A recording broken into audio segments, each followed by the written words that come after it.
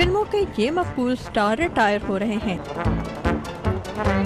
लेकिन अगी ने एक मुख्तसर अरसे में कितनी मकबूलियत हासिल की है, इसका अंदाज़ा इनके फैंस से लगाया जा सकता है, जो हाल ही में लॉस एंजलिस के तारीखी ग्रामन्स चाइनीज थिएटर के बाहर अगी की शान में की गई एक तकरीब के लिए जमा हुए थे।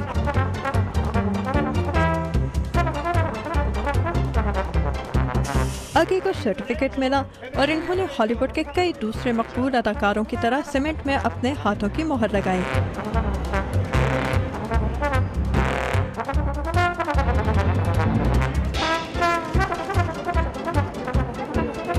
और अपने कुछ दोस्तों के साथ तस्वीरें खिंचवाने में तो वो माहिर हैं।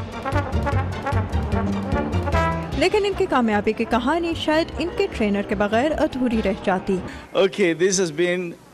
अगी की कामयाबी देखकर मुझे बहुत खुशी होती है। सब कहते हैं कि मैं एक अच्छा ट्रेनर हूँ, लेकिन मेरा ख्याल है कि अगी एक बहुत अच्छा कुत्ता है।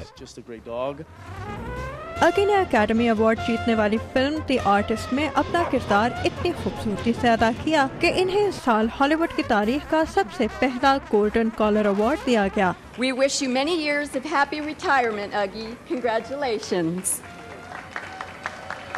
Amina Khan, Urdu VOA, Washington.